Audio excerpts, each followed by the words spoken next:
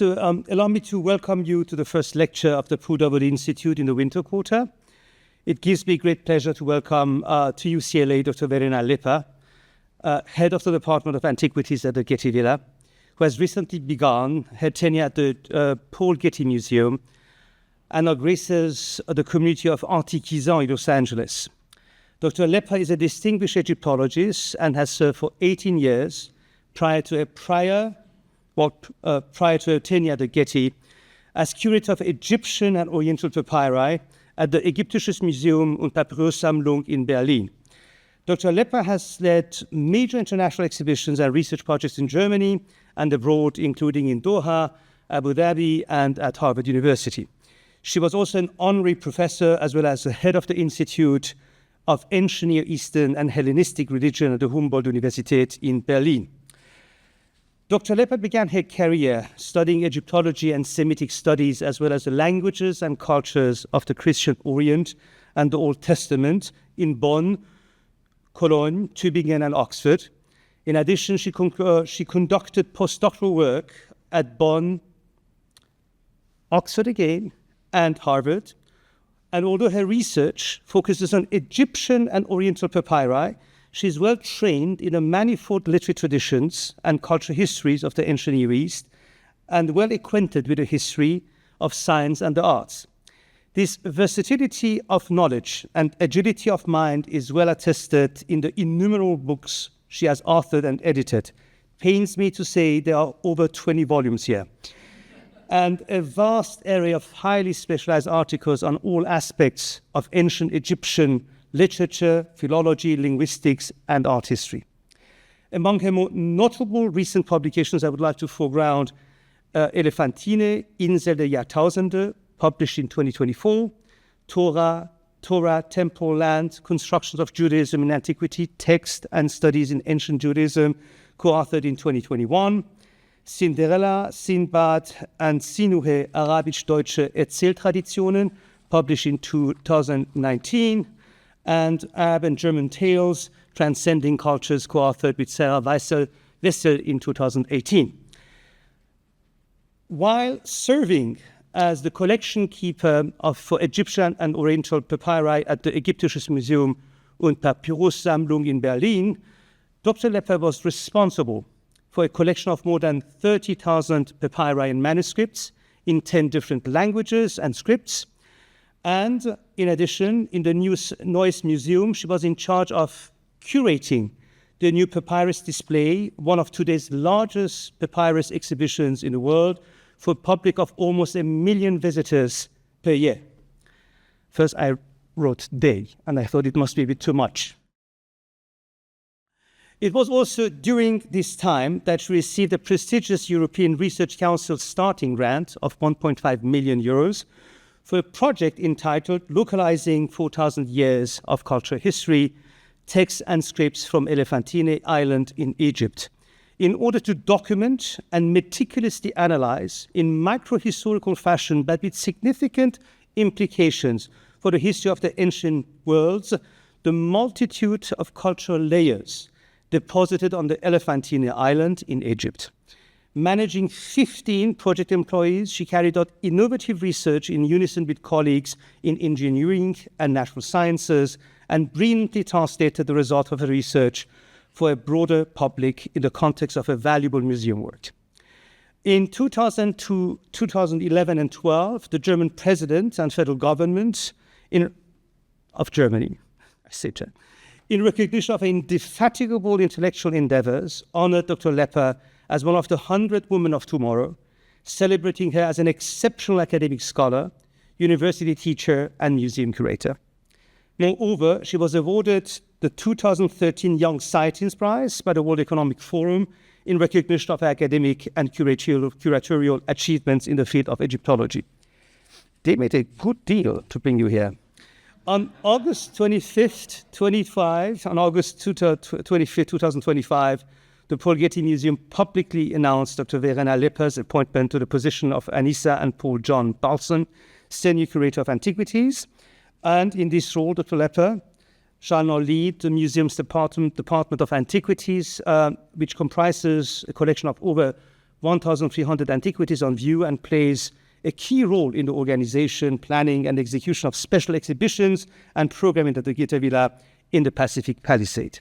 It is our great hope that, as before was the case with Dr. Jeffrey Spear, we have in Dr. Lepper a trusted and enterprising colleague who shall further the already intense collaborations between the Getty and UCLA.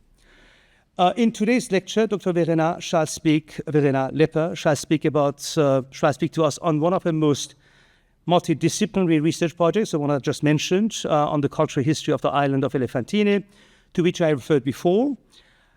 This project was funded, one more time, by the European Research Council and included museum objects from 60 collections in 24 different countries, 20 countries from all over the world. Her research resulted in a major 2024 exhibition on Berlin's Mu-seum Island, which showcased the relevance of 4,000 years of cultural history and the different layers therein. Her talk today, Elephantine Goes Global, Island of the Millennia, reposes on the highlights and the insights afforded by this groundbreaking project.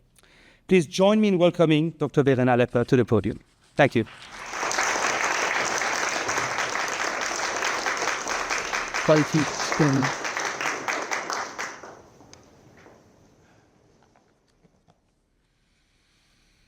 Good afternoon, dear colleagues, dear students, dear ladies and gentlemen, everyone online.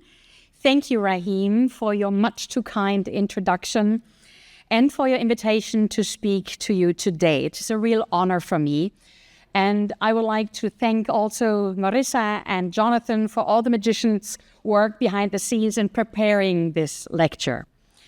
When Rahim asked me to give this lecture, he mentioned that I could speak about whatever I want. This was the first open invitation I received so far, so the decision was a tough one. Shall I speak about some aspects of my research, or, as I now work, as he mentioned, for the Getty Museum, shall I talk about what research can lead to? So I decided for the latter, and this is a presentation that is a new one for me too. I will speak about Elephantine Goes Global, Island of the Millennia, an online exhibition that was launched a couple of months ago and is now online for the public. This exhibition is based, and Rahim mentioned this already, on an ERC project called Localizing 4,000 Years of Cultural History, Texts and Scripts from Elephantine Island. And I'll give you a brief insight into this project before we enter the online exhibition. The goal of the project was to establish a new approach and innovative research tools in order to write a cultural history of, believe it or not, 4,000 years. Localized as a very specific place, an island in Egypt, using defined resources, namely texts and scripts.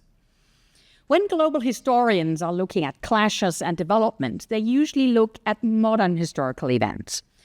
But I personally believe that global historical approaches can be used also for ancient cultures, looking at connections, the interaction, the process of integration as a heuristic device. And we introduced the term localization for Egyptology. And what other place would be better qualified if not Elephantine Island? A Nile island at the southern border of Egypt, a trade hub, a military hub. We have textual evidence from the Old Kingdom, so the 3rd millennium BCE, well into the Arabic period until 1000 CE. It is a multi-ethnic, multilingual, multicultural, multi-religious place, and thus a microcosm and a model for big questions in a small place. You can see on the slide that Elephantine is no longer than 2 kilometers, just to give you the size and the place at southern Egypt. Elephantine in an entangled ancient world, here you see all the connections that Elephantine had in antiquity.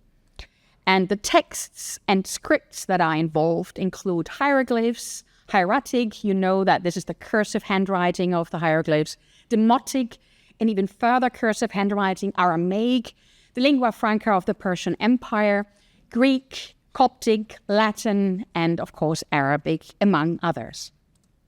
And the texts and scripts are written on papyrus, on ostraka, both pottery and limestone, leather, parchment, palm leaves, and other material. And if we look at the current state of the art, it becomes clear that we are at a turning point concerning research and methodology for papyri from Egypt, from Elephantine, as 80% of all this material was unstudied and unpublished when we started our project. And as Rahim said, today all this material is kept in 60 different institutions and museums in 24 different countries worldwide. So it really was a very large international enterprise, and we are grateful for all the collaboration partners who helped us. So what are the topics of the texts? Medicine and sign, religions and magic, law, administration and economy, but also literature and history. And the context need to be taken into consideration, the history of excavations and the actual archaeological situation. The key issues the team was looking at was multiculturalism between assimilation and segregation, the development of religions. We find polytheism, Judaism, Christianity, and Islam on the island. The organization of family and society. What was the role of the females? So when looking at Elephantine, it becomes clear that this is the only place in Egypt where you can actually study 4,000 years of cultural history through texts. And it's one of the very few places probably in the world where you can do this. And here in the region, you can see how the rocks in the Nile actually look like. I've mentioned the individual places, so we conducted an international papyrus puzzle. The major convolutes are today in Berlin and Paris, Rome, New York, Cairo, and of course on the island itself. And on the right of this slide, you can see how ostraka still come from the ground, excavated by the German Archaeological Institute. When looking at the history of these excavations and all these archaeological enterprises, it becomes clearer why the objects are where. So at the beginning of the 20th century, Otto Rubensson and Friedrich Zucker, on behalf of the Royal Museums Berlin, conducted 3 excavation seasons on Elephantine Island. And here, a postcard that Rubensson and Zucker sent to their family, including the archaeological situation at the time. And all this material is today kept in the archaeological center of the Staatliche Museen zu Berlin, Stiftung Preußischer Kulturbesitz. This is the building, and in there are the boxes that still are filled before we came and opened them. So here you see 9/11/07. So this is not 2007, this is 1907 when these boxes were filled. And we, in the course of 7 years of this project, opened all the boxes that were in Berlin, but also in other places. So this is part of our team. This is Miriam Kruch and Kathleen Caird, and we open the boxes. Here you see how difficult this material is and how individual pieces have to be taken out of the metal boxes that came from Egypt and now have to be transferred in a more sustainable manner, and then flattened, cleaned, so that this is a wonderful demotic text we can read right away. At the same time as the Germans, the French conducted excavations on Elephantine Island, and this was Charles Clermont-Ganneau. And in a way, I can say this was a little bit of a competition between both. Who finds what and who finds more? And of course, both found a lot, and they're kept today in the Louvre in Paris. And the boxes look exactly the same as the ones in Berlin. They look exactly as scary as the ones in Berlin. And this is the result when looking at the fragments and puzzling them together. But we also find something like this. These are papyrus amulets, folded. And I will get back to those in the further course of my talk. But not only the Louvre has papyri that Charles Clermont-Ganneau excavated, but also the Académie de l'Inscription de Belles-Lettres in Paris. And here you see these beautiful Egyptian cigarette boxes. And in there, just before COVID, we were allowed to open them for the first time. We could look at the fragments, but also complete rolls. So physically, we unrolled these rolls. And here, a Middle Kingdom letter in a beautiful state. And again, I will come back to this letter later on. In 1918, and this is not widely known among Egyptologists, the Vatican conducted one excavation season on Elephantine. And they were hoping for the Hebrew Bible, for the Torah, because a lot of Aramaic texts, and I'm sure at the Puravut Institute you know that a lot of Aramaic texts were found on Elephantine Island. And this was the reason why everyone was so excited at the beginning of the 20th century about this island. And other languages, as I've mentioned, have been found there as well. But all these languages were not really deciphered as much. So 100 years later now, this is more possible. So the Pontificio Instituto Biblico conducted this excavation I've mentioned, and this was Sebastian Roncevalle from Saint Joseph University in Beirut. So he found some of the Aramaic material, and I was very happy that I could access the almost lost archive of these excavations in the Vatican. And here we have a beautiful letter that he sent to the vice rector of the PIB, the Pontificio Instituto Biblico, mentioning that the publication of these numerous papyri ostraka inscriptions found at Elephantine would take a year or two for publication. So this was in 1918.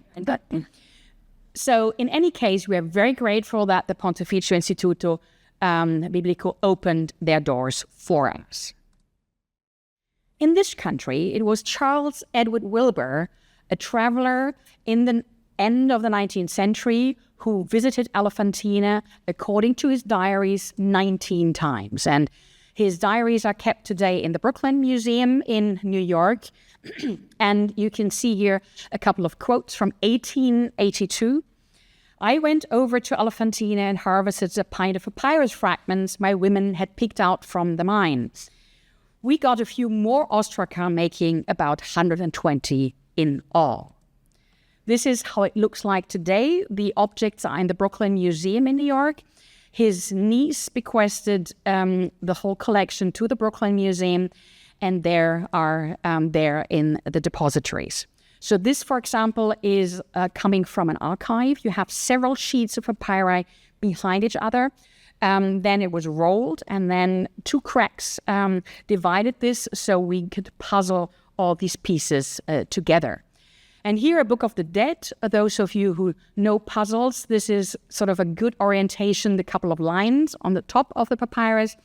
And of course, we puzzled cross collections. And thanks to Photoshop, you might not even see this. On the right-hand corner, this is a fragment from Berlin, which fits nicely to the papyrus at the Brooklyn Museum in New York. And this is the grid system that we introduced. How do you handle all these fragments? So we decided to use this grid system for the collections in Brooklyn, in Paris, in Berlin, and whoever wanted to participate in our project, so that in a digital manner, and we come to this in a second, in a digital manner, all this material would be accessible, and you could do the international papyrus puzzle. So what are the methodologies we have been using? Of course, from a plurality of disciplines, when we look at philology, sociocultural history, global history, but we also looked at new approaches, the organization of a database, including TEI, the Text Encoding Initiative. Recognizing links, I mentioned the papyrus puzzle, the conventional and also the virtual papyrus unfolding, I will talk about in a second as well. The organization of a database. So how does it look like? Of course, we may have a picture or a scan of the object. Then we have a metadata set. We ask 120 questions to every single object. So you have a lot of metadata information, then the transcription and the translation of the text, and further information that you might want to collect. So this was how the working database looked like. You see the individual sections where we included our information about a papyrus, about a text. And this is how the database looks like today. It's online. You can see the address, Elephantine SMB Museum, and you can scroll in 10,748 objects. And you can do a lot. You can search. This is the search engine. Different questions you can ask as far as the content, the script, the language, the key questions that we asked, etc. Dates, of course, etc., etc. And this is how it looks in the outlet. What questions, as I said, you can scroll through. And here you have the text on the right, the translation on the left, the transcription, and you can scroll up and down in order to compare both. Then, of course, the dates, why we think the dates are important, whether paleographically or whether they're internal information within the text about this, if a text is mentioned, and then, of course, who was responsible for the entry. And you mentioned already that there was a large team of 15 people working within the project, so we had a lot of support from different colleagues. And here, of course, you can pull up the image, in this case of an ostrakon, and looking exactly on comparing the translation and transcription with what you see on the object itself, and then you can correct us and send us an email. So Elephantine Goes Global now, Island of the Millennia, is the online exhibition which I have mentioned that went online a couple of months ago. We had the physical exhibition in 2024 on the Museum Island, both in the NationalMuseums and in the James Simon Gallery. So in the James Simon Gallery, the topic was time. So everything was dedicated to the topic of time. And in the NationalMuseums, they are connected in an underground tunnel, was connected and dedicated to the topic of space. And as I've said, Elephantine had a very diverse population, trade hub, military hub, and this was and is the first comprehensive exhibition on Elephantine worldwide. And it shows objects from Berlin, but also selected international world-class artifacts together, contextualized by archaeological objects and contemporary artists. This is a collaboration with the Ministry of Antiquities in Egypt, and we could win as co-curator Eid Mertat from the Tahrir Museum in Cairo, who helped us with the exhibition, and it was a wonderful experience and enterprise to work together on this exhibition. And as you can see on this slide, the whole exhibition is in Arabic, English, and German. So when we click on Start, you zoom around and you enter what we find a modern interpretation of a historic excavation tent. So we go into this tent and you see on the walls the history of the excavations, which I've told you already about before. So the individual archaeologists, the individual missions, and so forth. And in the middle, this is an open showcase. I can zoom in. You can see the pots, and inside the pots, you see, in this case, modern papyri. These are mock-up papyri, showing how these objects were found in the sand in the beginning of the 19th century, or during the course of the excavations. In this section, we, of course, find also documents about the history of the excavations, including documents about the partage, the partage. This is a letter between, or a protocol between Charles Clermont-Ganneau and Robinson about their decisions, who excavates where. And this is the view inside the main exhibition room. And you can see this is a long timeline. The wall is 47 meters long. So you have a long timeline for 4,000 years. And we're very grateful that we could win Ralph Applebaum Associates from New York, and they have an office in Berlin, for the design of the exhibition.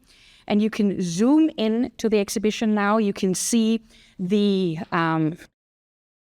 theme islands as rocks in the Nile. And you see 3,000 to 0, and then we look around the corner, and then we continue from 0 to 1,000 CE. You can see the felucca, where you can sit down within the exhibition and enjoy the Nile. You see, as I said, the theme islands, there are 7 of them, as rocks in the Nile. And the innovative part of this exhibition was also to show that all senses can be addressed by an exhibition. So this is hearing, seeing, touching, smelling, and tasting. What does that mean? Seeing obviously is clear, but hearing, we invited 2 Egyptian DJs to go to the island, record the noises, the voices, the nature of the Nile, and the people who live on the island, and mix this in a modern interpretation of young DJ artists. And at the end of this talk, you will hear a little bit about this. Touching. We had touching stations within the exhibitions where you can actually touch the individual materials, and I come back to this in a moment. But why smelling?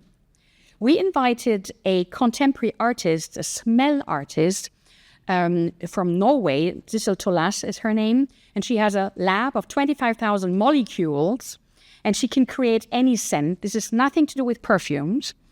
She can create any scent, so we gave her the translations of our theme island texts and asked her to create senses about religion, so how a temple in the sun, in the shade might have smelled like, how medical procedures, how medical prescriptions might have smelled like.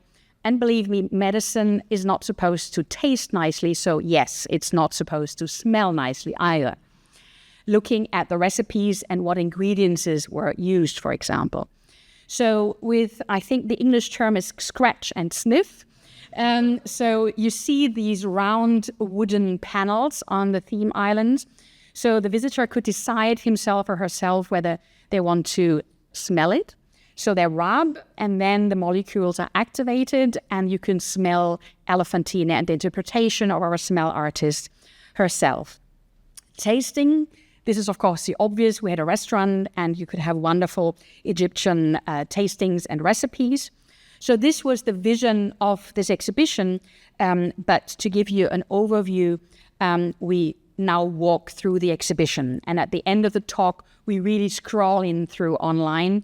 But here you see how archaeological objects, and these are real objects, contextualize the findings. So here we have a historic photograph of Rubinson and Zucker, and we found the objects within the collection, and in these pots, papyri were found. So we walked to the first theme island, material and scripts. And on the upper part, you see this little icon. So if you click on it, you come to this information. So here it becomes clear. I've mentioned the individual languages and scripts and materials.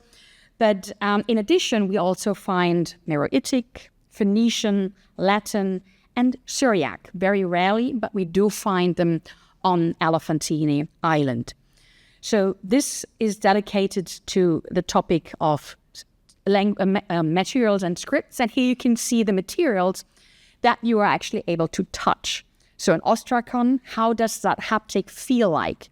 A pottery sherd, or leather, or papyrus, or parchment, or even Arabic paper, very thick paper that was used in antiquity. So this was your haptic experience that you could have within the exhibition. We continue. The next big topic was trade and economy. And we included a spice market of all these objects that were traded and negotiated in the texts. So if we zoom in, we talk about salt, pepper. There was even a salt tax on Elephantine. Pepper, honey, dates. And if you zoom in, this, dear ladies and gentlemen, are ancient Egyptian dates. So these are 3,000 years old and come from the ground, and you can still keep them in our collection. I wouldn't recommend eating that.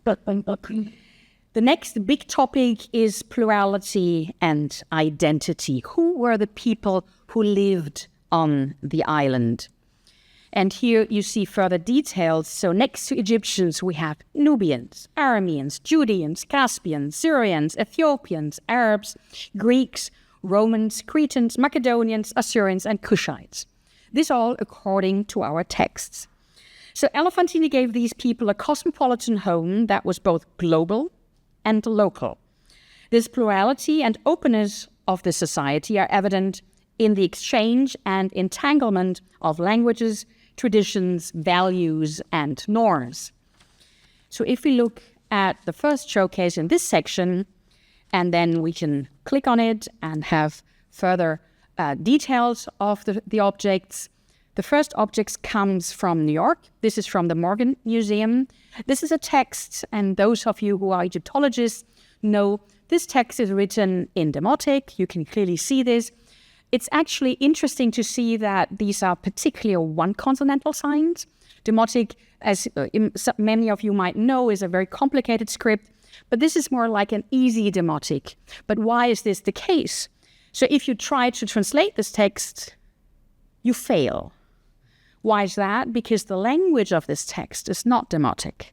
It's not Egyptian. The language of this text is Aramaic. So here we see how languages and cultures intertwine, and even better, the religions. So we have an early version of Psalm 20 in this text and spells of the Book of the Dead from the Egyptian tradition. So here, these two cultures meet. This is Papyrus Amher 63. And on the right, you have a leather fragment, and below an infrared image because the leather darkened. And here again, you have a beautiful script. This is a beautiful Aramaic. Most of you can read this, but if you try to translate it, it won't work because the language is not Aramaic. In this case, the language is Demotic. So the other way around. And Egyptian gods are mentioned, particularly from the surroundings of Elephantine. So here you can clearly see the entanglement of religions, of languages, of cultures in a beautiful way. The next couple of showcases I would like to look at, and then we zoom into it. This is a beautiful dream book. The upper part is written in Hieratic. A man who dreams of himself on Elephantine, he will have a long life, is the quote. But the text continues. A man who dreams of himself at another place, he will be sick. A man who dreams of himself at a third place, he will die. So you can clearly see what a special role Elephantine had in the environment of this, of a magical and a literary text, but the importance of Elephantine all over. Or the lower part in this showcase, you can see these are hieroglyphs. This is a quote from Papyrus Westcar, the famous Berlin papyrus someone wrote a doctorate about. I can't remember who. I think it was me. So anyway, this is a quote from Papyrus Westcar where head is cut off and then knitted together again by a magician. And this is a royal scribe, and so the identity of this royal scribe is evident in this papyrus. If we continue our journey through the topics of Elephantine, we come to medicine and knowledge. And again, you can click and have all the information in all three languages again. So here we see that we have prescriptions for coughing, diseases of the back, the spine, the buttocks. Earache is treated. Recommendations to protect the teeth, the lips, the gum, the jaw, and even the eyes are documented. We are really opening a new chapter of the history of medicine when looking at papyri from Elephantine. This, for example, is a very important piece from the Brooklyn Museum in New York, and I'm very grateful to our colleagues that we could have all these objects for the exhibition and also for the online exhibition here in this case. And you might wonder why these little elephants, these light blue elephants that you can see here. You can click on them and then you come to the database and you have all the metadata of the text. You have all the translation, transcriptions, other images. For example, if a text has both or papyrus is written on both sides, you can look at them. And so this is, of course, the beauty of an online version of an exhibition. So on the lower right, you see a papyrus with rubrics, so red ink. So the prescriptions are written, the headlines of the prescriptions are written in red. And it becomes clear if we look at it. This is a Berlin papyrus. This is a quote. Sweet beer, 25 units to be cooked, percolated and drunk for 4 times. If he is not better because of it, you should give him more. But do not give him too much. Remedy for man suffering from coughing while his voice is hoarse. So a recipe that we can all try out, and I'm sure it will work. So you see how modern the recipes from Elephantine were, or as we're in the section of medicine and knowledge, These are school exercises.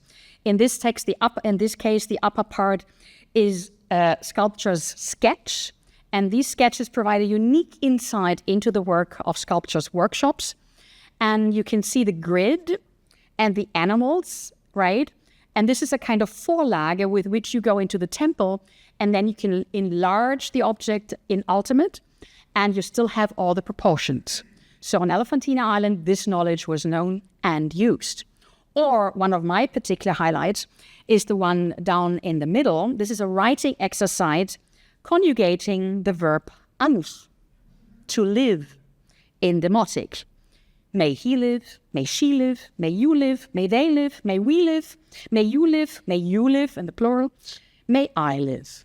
So in the Ptolemaic period, the demotic had a conjugation system, and this is a writing exercise from Elephantine Island. It gets better. We come now to the big topic of mathematics. So what does that mean? We have school exercises, and here on the upper right section, and it's worth clicking on that icon when you have a chance to look through all the fractions, because these are fractions in demotic. So it says 1/3 of 68. Again, 1/3 of 68 is 22 2/3. Or 1/3 of 69 is 23. So we know this, but these are exercises about mathematics that were used on Elephantine Island. So the knowledge was very well advanced. Or on the lower left angle, or the upper left angle, we have a demotic list of numbers so that the scribe was actually exercising this skill of quickly writing numbers. Another highlight I would like to mention is here in 2 showcases, and we were a little bit proud that we were able to show this. This is for the first time in the history of the Ägyptisches Museum und Papyrussammlung that the whole papyrus Arica was displayed in the museum. So in total, some 14 columns. This is the Aramaic story and teachings of Arica about wisdom, discretion, and obedience. And the story of Arica, a royal sealer from Mesopotamia, belongs to the genre of teachings. It is the oldest surviving text of the famous tale with a collection of sayings. It has been translated in many, many languages, and I'm sure some of you have read these, but this on Elephantine is the oldest one. And the story of Arica is on a papyrus that already was wiped clean in antiquity, so a palimpsest, and originally contained an administrative tax list with a calendar. So thanks to the state-of-the-art technology, it is possible to make these underlying texts visible and thus their correct positionings of the fragments. So when we zoom in, out of the 14 columns that we see in total in these 2 showcases, the one in the middle looks a little different. Why is that? The one in the middle, all the others are from Berlin, but the one in the middle, and those of you who studied Arica know that one column of this papyrus is in the Egyptian Museum in Tahrir, so in Cairo. So thanks to the collaboration with the Egyptian Museum and the Ministry of Antiquities in Egypt, we were able to show a facsimile of this one missing column in the exhibition and also in the online version. So you can zoom in and have the full presentation of the whole text. And again, if you click on the icon, you have the whole translation of all 14 columns and transcription, and of course, all the metadata that might be of interest. So if we continue, and these round circles bring you further into the room, if we continue our journey, the next big topic is woman and family. In the 4, you see cosmetic vessels found together in a house on Elephantine. And in there, you find cosmetics with lead. They were applied to the eyes, not only of women, but also of men, to protect from the sun. So the American football players that you might know have these lead in their face exactly for the same reason, just as an example. The Brooklyn Museum in New York gave us a wonderful gynecological papyrus. When a woman loses her child and suffers from bleeding, what to do and how to stop this bleeding. So these recipes were not even known in the 1950s of in the Western world, and I'm talking about the 50s of the 20th or 20th century CE in this case. So you see how up-to-date medical recipes were in ancient Egypt on Elephantine Island. This piece on the left you might recognize. I have mentioned it, and you've seen how we physically unrolled this piece, which was in the cigarette boxes of the Académie des Inscriptions de Belles-Lettres in Paris. And these are 2 letters of a woman to her husband. These are love letters from the Middle Kingdom, describing emotional expressions of her heart. And from Elephantine, you might not believe it, comes the oldest letter probably ever sent by a woman. And it was excavated by the German Archaeological Institute.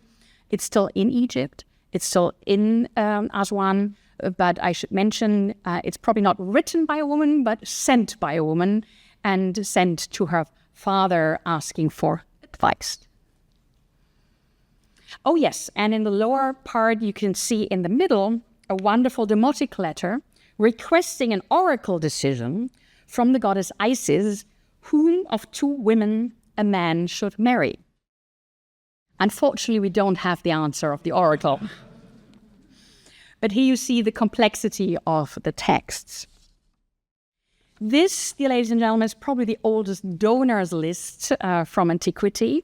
This is a list of female names. We also have males, but I chose this piece because these are female names in Aramaic of women who gave money to the Yahoo temple of Elephantine, including the exact amount of shekel. So you can see the individual columns, and at the beginning of each line you have the stroke so that you can better count the individual numbers. Then you have the name, then Barat, so the daughter of, the affiliation, and then the number of shekels. So this means a woman had her own possession. This is a case of the 5th century BCE from the Persian period. So a woman on Elephantine had her own possession and could decide that she wants to give this money, in this case, to the temple. We also find several marriage contracts regulating not only the marriage, but also the divorce. So within the text, it says, if I, woman, hate you, man, then this and this happens and I can leave you. Or if you, man, hate me, woman, then you can leave me. So this was a very interesting way to see that marriage and divorce were negotiated in the same text. And I might mention, you mentioned that the president of Germany, this was Horst Köhler, he came to the exhibition and we had the discussion on this showcase. And I asked him, so when in Germany was it allowed for a woman to get divorced? And this, we both agreed, was in the 1970s. So here again, this is an interesting comparison about, how modern in several respects Elephantine was. We come to the next big topic, which is law and conflict. Not everything was peaceful on Elephantine. I've mentioned that we had the southern border of Egypt, that there were military campaigns towards the south. And here, if we zoom in, we see spoils of war. 2 objects from furniture with the cartouches of the Nubian pharaoh Aspelta. And the first piece we have in the Egyptian Museum in Berlin. And the second piece from the same furniture is in the Brooklyn Museum in New York. So we were both able to bring both together. And here we found a furniture artist from Canada who was able to have a copy, a modern interpretation of how this stool or how this bed, but I think it was more kind of a throne, might have looked like in antiquity. So what are the objects telling us about the expeditions? These are, again, from the Académie des Inscriptions de Belles-Lettres in these small boxes. These are very, very rare Latin fragments, including names of soldiers and the years of service in the military campaigns. Or here, this is a demotic list of participants in a military expedition under Pharaoh Amasis, including Syrian mercenaries. If we turn around, In our theme island, we come to this section, to law. So the upper part is an old hieratic record from the Old Kingdom of a civil lawsuit concerning a property dispute, and this is probably the oldest legal document of Egypt, again coming from Elephantine. Or the lower part, we have the so far oldest dated Aramaic text from Elephantine, a contract on the exchange of inherited land shares dating to the 22nd of October, 495 BCE. This is one of my favorites. In the name of God, the merciful, the compassionate, I'm very grateful to the University of Chicago. This piece is from Isaac. It's more than 1 meter high. It's a leather piece, and it's an Arabic marriage contract dating to the 6th of January, 948 CE, drawn up by an Arab notary between a couple who converted to Islam, about a dowry of 90 dinars. But if we zoom in, and this is now really interesting, you can see the upper part where the contract is clearly marked. You see the very clear lines, very ordered, but then suddenly something changes. You see that there are differences as far as the script is concerned, about the ink dipping is different. These are 77 signatures of witnesses. So these are Muslim witnesses who apparently came to the marriage procedure, and probably the whole bridal party who signed this contract. This is the longest such list on any Arabic document. So I was very grateful to the University of Chicago that we were able to show this piece. So this about legal and conflict, legal documents and conflict. Now we come to religion, or shall I better say religions and faith. Of course, we have the polytheistic Egypt.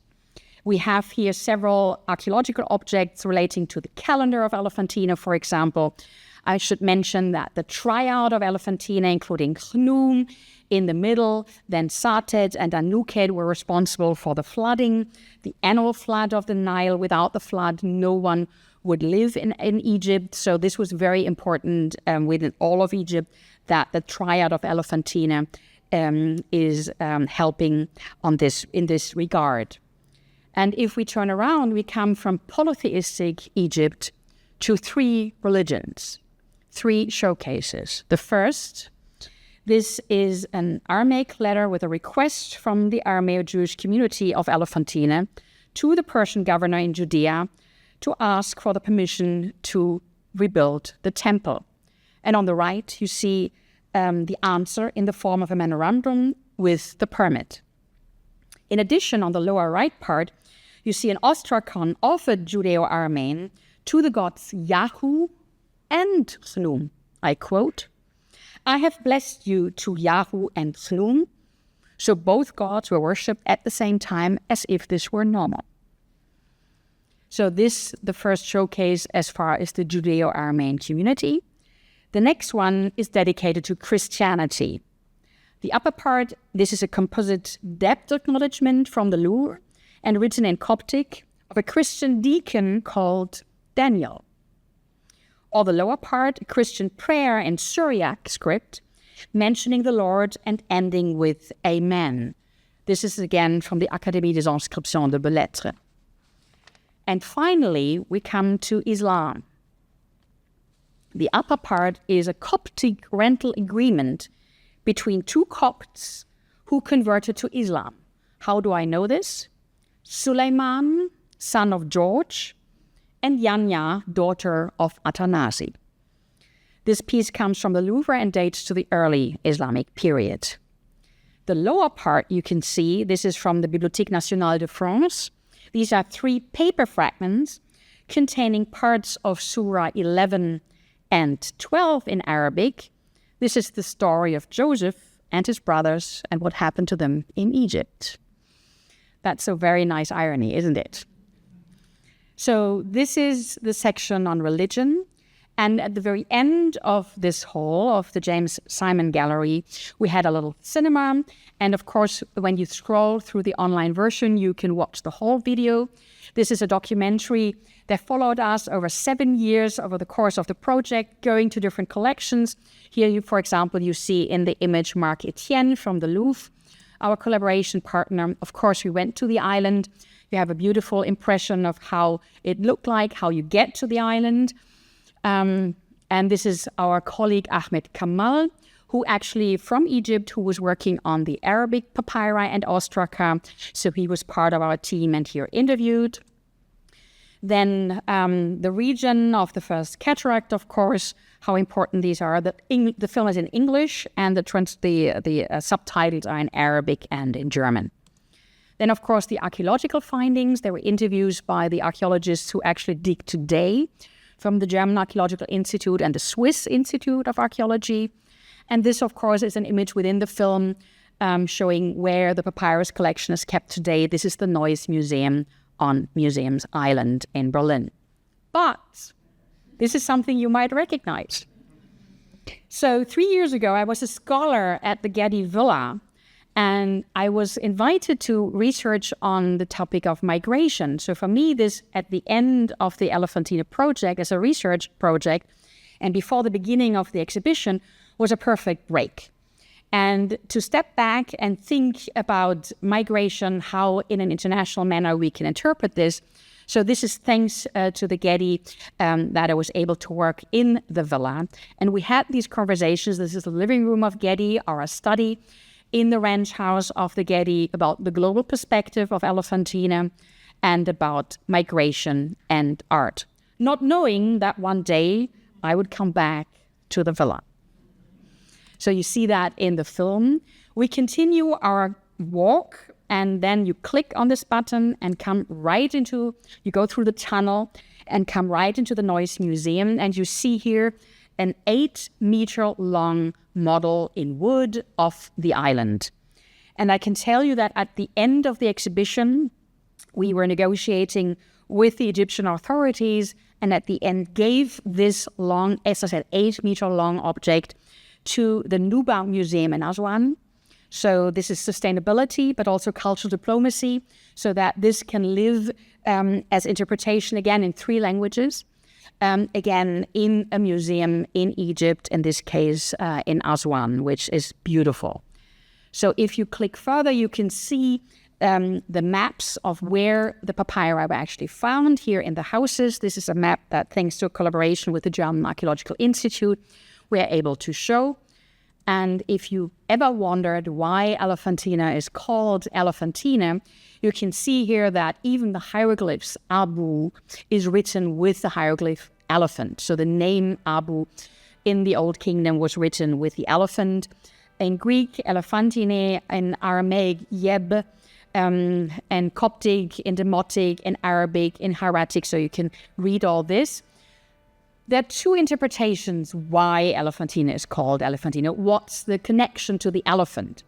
So one explanation is, of course, that we are talking about trade of ivory. This makes total sense. We're trading towards the south and back and forth. The other interpretation is probably a bit more romantic. We are in the first cataract region where the Nile speeds up quickly, and you have these rocks in the Nile that I've shown you earlier, and these rocks were smoothened over the millennia by the water, and they look like the bottoms of elephants. The rocks of Elephantine you could actually touch in the exhibition. So these are rocks from Aswan and from Elephantine, which were shown on the island, and again, all of this went back to Egypt for further display there. We also had a big panorama of the region. You can see the end, so you can see some of the rocks in the foreground and then some of the archaeological remains, the view of the Nile, and of course the cataract region. And it was beautiful to see that particularly our Egyptian colleagues came to Berlin, took selfies in front of this panorama, posting them on social media, sending best wishes, not from Berlin, from Elephantine. So here you go. So on the left, you see the entrance that you can click on to the next room. This is a papyrus thicket dedicated to the next topic, which is interactive research. So here the Elephantine project is introduced about opening the boxes through conservation, restoration, documentation, puzzling together, deciphering, interpreting, digitalizing, and involving 15 scholars in total. We had more than 20 who were collaboration partners, but the core team was 15. And then we walk through, this is a different architectural feature within the NationalMuseum, but a beautiful one. So we can see the showcases, again, the boxes from Elephantine, the boxes from the Academy, and how we organize this in grid systems. But we also have a film of national TV. This is ARD. And they came to film us and to film what we did. And you mentioned that I was including natural scientists within the project from physics and from mathematics. And why this is the case, you can watch the whole film, but I give you a very quick zoom through. So we talked about this, these are the amulets that were found on Elephantine, particularly the ones in New York. And we bought a portable XRF machine so that we could analyze the ink, although this piece is closed, the ink that was used, and see whether there is metal containing or non-metal containing ink. And then here you see our little object and how the XRF is zooming in. And this is the machine as a follow-up. This is a computer tomography. You all might know this from medicine. If you go to the doctor and you have a CT scan, you have like hundreds of images of your liver, for example, cut through your liver. And this is exactly what happens with our papyrus material. This is our colleague, Tobias Arlt from the Helmholtz Center, and he puts this exactly into such a computer tomography machine. And this is how it will rotate. It has to be stabilized, of course. And here, this is the next step. We do have our two mathematicians. This is Daniel Baum and Felix Herter. And what they do, they process these thousands of images that came out of the tomography and write the algorithm. So here you can see the image, how it is copied from these very, very many images. And this is the algorithm that our colleagues from the Mathematics Institute, this is the SUSE Institute, put together so that the grid can be opened. So you never touch the papyrus. You never touch the papyrus package. And then you fill it with content and you can actually read it. Put joy, Jesus Christos, O Lord Jesus Christ. So this is an amulet of personal piety from Elephantine in Coptic, and this is the first time in the history of papyrus research that we were able to read such texts in a virtual way. And we're experimenting on this on various levels in other manners, and that will be a different lecture, but I wanted to share this the result with you as well. So next to the virtual unfolding, we had the physical unfolding. We also shown you the papyrus rolls. Here are some results of, for example, a mummified Book of the Dead, and then the fragments were taken apart. And at the Podavut Institute, this is a piece I cannot not mention. So this is a Pahlavi text, and it reads, "My wife is already on Elephantine. I will travel there because of the quality of sleeping." So you can see that even in antiquity, the wonderful climate in Elephantine was very popular and known through all of Egypt. So we continue. We go through this papyrus thicket and arrive finally to our database. So it was a physical computer where people could sit down, scroll through, that you can do now all online. And we also have a showcase. This is an open showcase with sand filled in. What are ostraka? So a pot breaks, and this is Egyptian recycling. You use a potsherd for writing for notes, but also for receipts and letters and other material. So here you can understand better why ostraka where Asarkar come from. Or here, this was very popular in the exhibition, and again, it's online as well. You can zoom in, this is the papyrus puzzle. So you're given the task, please drag a papyrus from the archive into your working space and complete the papyri.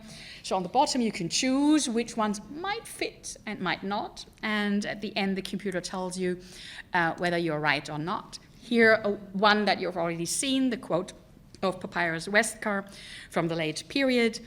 And finally, this is Elephantine in the world, a world map from Australia to the United States, a world map of more than 24 different countries. And in total, at the end, it was more than 100 collections all over the world that had Elephantine. And I think for the visitors, it's also nice from all over the world that can also now join the exhibition online from all over the world to see where all Elephantine papyri are and where you can visit them. The imprint, of course, has to come at the end, and I'm very, very grateful to our collaboration partners from the Louvre to the Getty, of course, the graphic design, the art handling, everyone who was involved, the ERC team itself. So this was the core team that was working for the project, and that thanks to them we have the database.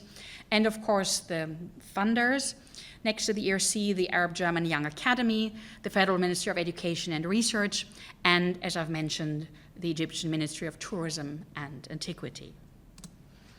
So this is where you can find Elephantine Goes Global. This is Storage SMB Museum Apps Elephantine Output. It's too long, but you can go onto the website of the Elephantine exhibition. So you just Google Elephantine Berlin and exhibition and you'll get there. And you see the online button and you click. And I think this is what we're going to do in a second as well. I should mention that the exhibition, the physical exhibition, had some 300,000 visitors, 315 in total. In person, and now as we went global a couple of months ago, we will hope that this number will go up. So thanks to you, and I invite you all to walk through Elephantine, and I think we can go now. Here my details if you have questions, and we just got a new Getty logo which was included, so here we go. My email, and you have further questions, I'm very happy to answer, and I would just go quickly, if this works, and I'm sure it will work, onto the website. We can start the website. You can zoom in. This is the beginning of the exhibition. You can click on it. You can turn around, and you can listen to the sounds of Elephantine. So you can scroll in. So these are the two DJs I've mentioned. These are the images that you've already seen. Yeah, this is why I gave you screenshots, because obviously, it depends on the internet connection. You can turn around. You can see either bed as a modern interpretation of an excavation tent. Those of you who've been to excavations know that even today it looks very similar. And this is an icon that you can look at, and you have the different elephants, and go to medicine and knowledge. You can go through plurality and identity and can scroll through the whole section. So if I click, for example, here, you can give it a second. Yes, zoom in there, and then you can walk from island to island, as we've just did within my talk. So as a final gesture, I would like to hand over to Rahim something, because I've mentioned that the whole exhibition was in Arabic, German, and English. So this is the catalog. So if you still don't have enough from Elephantine, as I said, I invite you to scroll through the exhibition, learn more about all the objects, but you can of course do this also in printed version. And thank you very much for the invitation to talk to you.